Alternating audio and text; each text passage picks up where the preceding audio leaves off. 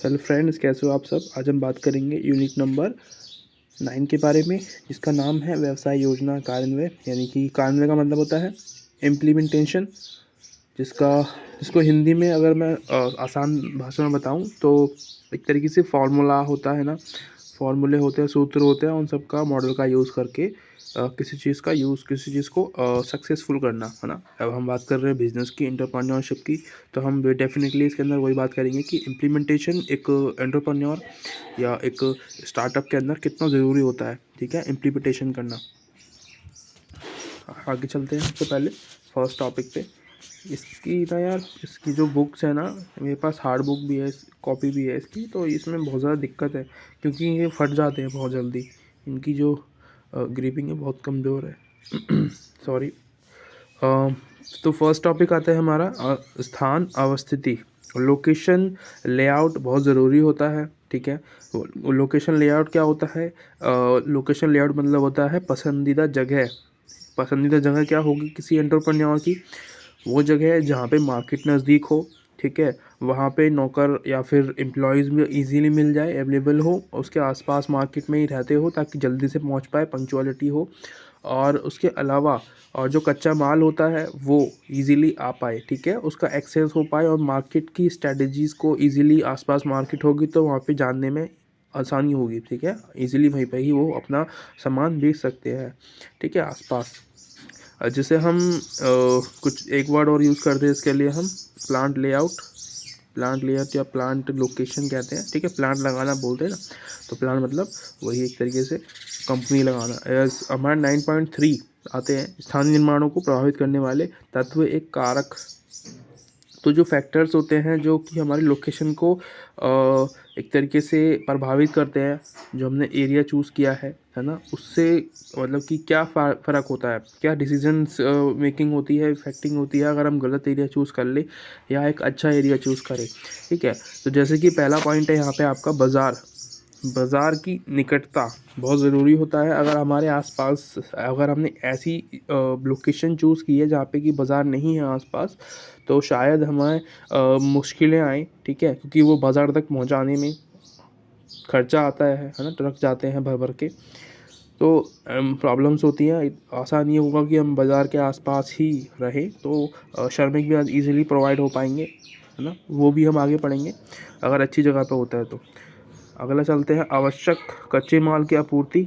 तो कच्चा माल है ना, मैंने बताया था अभी आपको पहले, थोड़ी देर पहले, कि कच्चा माल बहुत ज़रूरी है कि जो रॉ मटेरियल्स है वो इजीली अवेलेबल हो पाए, जो कि अगर मार्केट पास होगी तो और भी ज़्यादा आसान होगा हमें कच्चा माल प्राप्त करना। इसके अलावा श्रम जो होते हैं वो मिल जाएंगे आराम से, है ना, कौशल श्रम हो जाएंगे, तो इजीली ज़्यादा श्रम होंगे हमारे पास, श्रमिक होंगे। ठीक है, एम्प्लॉयज़ होंगे, और क्वालिटीज़ हम चूज़ कर पाएंगे इजीली।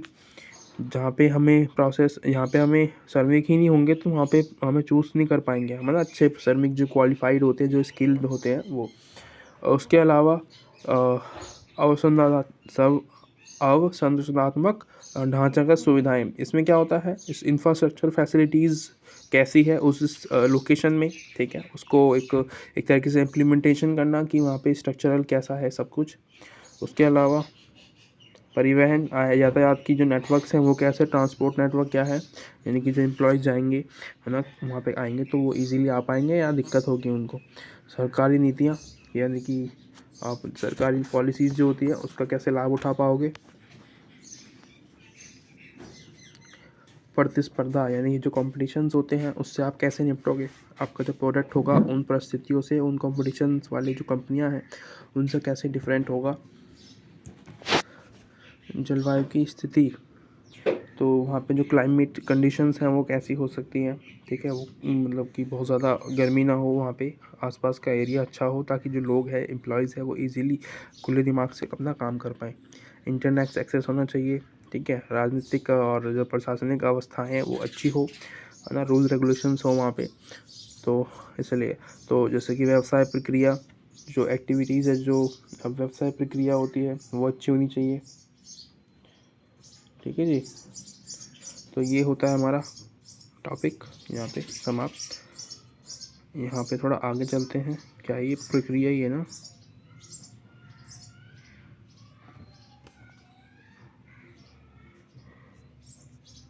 यहीं पे ही। ठीक है, व्यवसाय प्रक्रिया यानी कि एक तरीके से हम बिजनेस प्रोसेस कहते हैं इसको, है ना, बिजनेस प्रोसेस। यहाँ पे क्या होता है कि हमें बिज़नेस जो प्रोसेस होता है उसका चयन करना होता है कि हम किस तरीके से अपना बिज़नेस को लेके चलेंगे। ठीक है, कहाँ से खरीदेंगे, कहाँ पे बेचेंगे, तो ये होता है बिज़नेस प्रोसेस। इनपुट कहाँ से होगा, आउटपुट कहाँ से निकाल देंगे, इस तरीके से, यानी कि ख़रीदना और बेचना। इसके अलावा यहाँ पे देखो आप, यानी कि डिज़ाइनिंग द बिज़नेस प्रोसेस।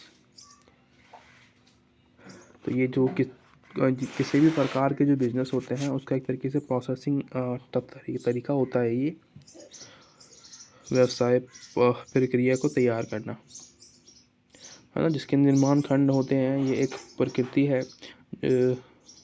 लक्ष्यों को प्राप्त करने में महत्वपूर्ण होती है। जितना अच्छा होगा व्यवसाय उतना ही बेहतर प्रदर्शन करता है। ठीक है, यानी कि जो प्रक्रिया होगी हमारी, जितनी अच्छी हमने प्रक्रिया बनाई होगी उतना ही अच्छा हमारा बिजनेस प्रोसेस या बिजनेस जो है सक्सेसफुल होगा।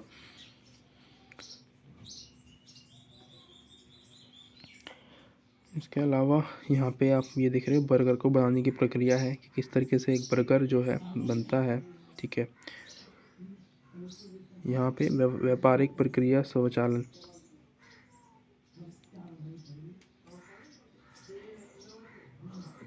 तो ये क्या है, ये यहाँ पे आप देख रहे हो ना महत्वपूर्ण तत्व, तो ये की एलिमेंट्स हैं किसी व्यवसाय प्रक्रिया के की एलिमेंट्स। तो पहला एलिमेंट्स हमारा होता है जो कि बहुत ज़रूरी है, व्यापारिक प्रक्रिया स्वचालन।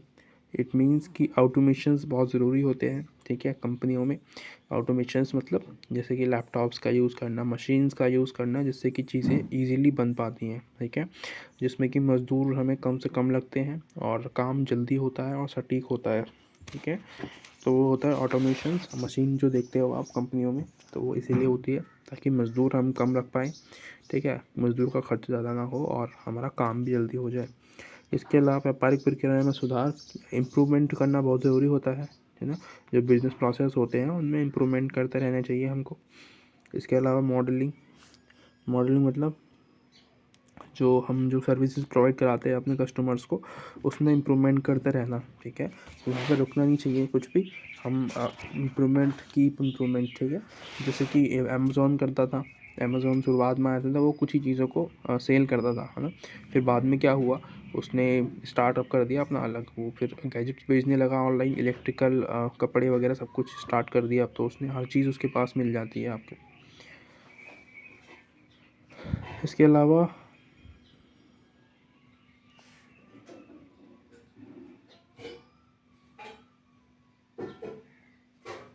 ये आप री इंजीनियरिंग देख रहे होगे यहाँ पे, बिजनेस प्रोसेस री इंजीनियरिंग।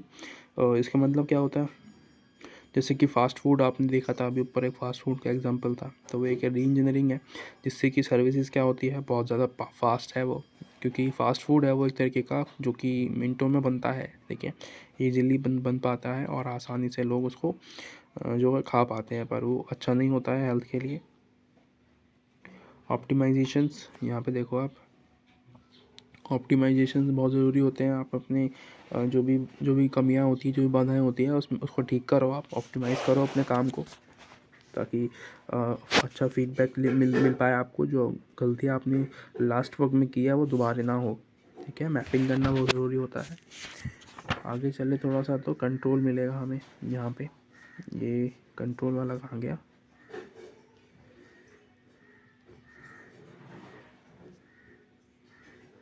ये रहा।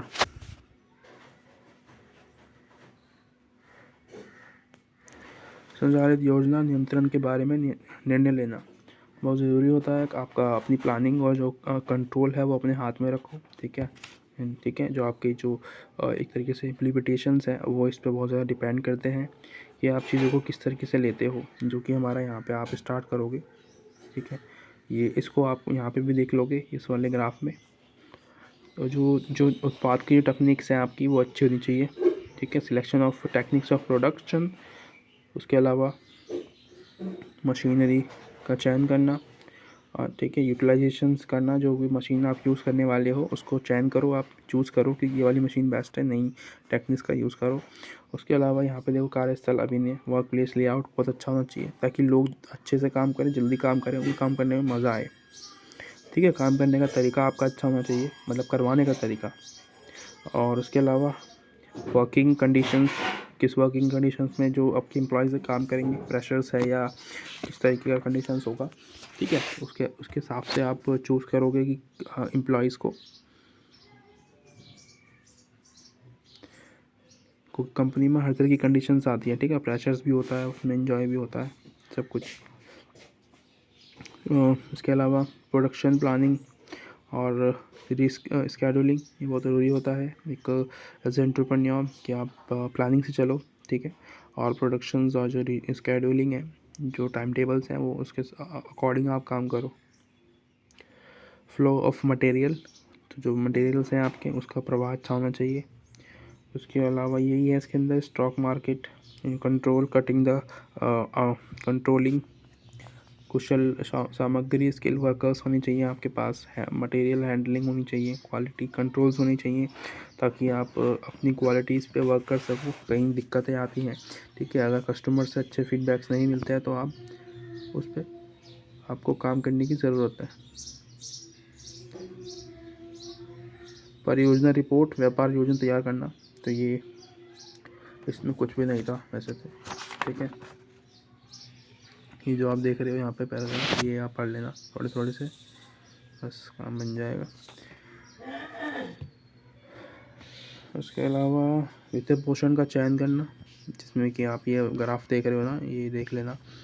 उसके अलावा यहाँ पे कुछ वर्ड्स लिखे होंगे, जैसे कि व्यक्तिगत वित्तीय पोषण, पर्सनल फाइनेंशियली जो चीज़ें होती हैं, पर्सनल फाइनेंशियल देख करना, ठीक है। स्टार्टअप में बहुत ज़्यादा दिक्कतें आती हैं, हमारे पास पैसे नहीं होते हैं, तो वो सब चीज़ें।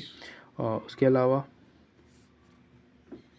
तो यहाँ पे वही वित्तीय पोषण, मतलब समझ रहे हो ना, वित्तीय पोषण मतलब फाइनेंशियल जो सिलेक्शंस होते हैं वो करना, पहले से पहले क्या रखना पड़ता है कि आप कहाँ से हेल्प लोगे। और सेकंड आता है कि इसमें नहीं, इसमें यहाँ पे आप फर्स्ट वाला जो टॉपिक है ये देखोगे तो इसमें क्या है, आप यहाँ पे खुद से ही आप अपने सेविंग्स करके पैसे बचाए हुए हैं, तो वो। उसके अलावा यहाँ पे देखोगे तो इसमें क्या है, आपने फैमिली से या अपने फ्रेंड से पैसे लिए हैं उधार। उसके अलावा बूट स्ट्रैपिंग, यानी कि आप पुराना सामान यूज़ कर रहे हो नई की जगह पे, ताकि आपके पैसे बच सके, आप जो इन्वेस्ट करा है उसी में आपका काम हो जाए, ठीक है, यानी कि जो आपने बचाया है, सेविंग्स करी है उसमें। इसके अलावा इक्विटी फाइनेंसिंग, इसमें एंजल निवेशक यानी कि इन्वेस्टर्स होने चाहिए, वेंचर कैपिटलाइज्ड, तो ये आप खुद पढ़ लेना यार, ठीक है, ये इतना ज़्यादा इम्पॉर्टेंट नहीं है मेरे ख्याल से, ठीक है। So thank you so much for watching. Video थोड़ी बड़ी हो गई है शायद, पर ये चैप्टर ही बहुत बड़ा था। अगली वीडियो में मिलते हैं, अच्छा लगे तो सब्सक्राइब वगैरह कर देना। बाय।